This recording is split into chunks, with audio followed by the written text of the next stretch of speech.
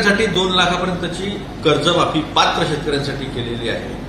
तर आम्ही त्याचं स्वागत करतो. पण आपला अनुभव फार वाईट आहे. नजीकच्या काळामध्ये महाराष्ट्राने 2 कर्जमाफी पाहिल्या. एक देवेंद्र फडणवीसांनी केलेली ऐतिहासिक कर्जमाफी आणि एक महाविकास आघाडीचं जे 2.5 वर्षाचं सरकार होतं त्यांनी केली.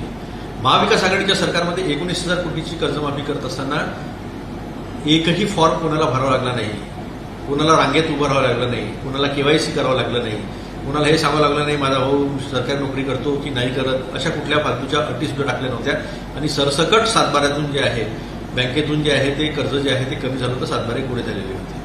पण देवेंद्र फडणवीस आपण जी कर्जमाफी केली होती त्यामध्ये आपण अभ्यास करत होतात, अनेक वर्ष अभ्यास केल्यानंतर 62 कलमचा फॉर्म आणला. 62 कलमचा फॉर्म आल्यानंतर शेतकरी नवरा लाईनीमध्ये लावलं. लाईनीमध्ये लागल्यानंतर किती लोकांना भेटलं किती लोकांना नाही भेटलं कोणालाच माहिती नाही.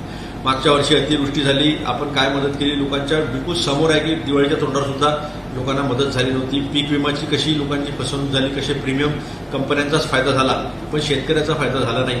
आणि उलट त्याचा परिणाम असा झाला की सिंचन 2023-24 मध्ये 56,33,000 हेक्टर होतं ते आता खाली पडून 39,26,000 हेक्टर जे आहे इथपर्यंत खाली आलेलं आहे. शेतकऱ्याच्या शेतमालाला भाव नाही आहे. अमेरिकेची जी ट्रेड डील झालेली आहे त्या ट्रेड डीलचा फटका सरळ बासमती असेल, आपलं केळी असतील, कांदा असेल, या सगळ्या गोष्टींना मोठ्या प्रमाणावर फटका बसणार आहे. सोयाबीन वेगळं आहे, मका वेगळा आहे. तुम्ही नॉन टॅरिफ बॅरियर जे काढलेले आहेत त्यातनं जीएम सुद्धा येणार आहे आणि ॲडिशनल प्रॉडक्ट्स नावाची जी गोष्ट दिली आहे ती पण येणार आहे.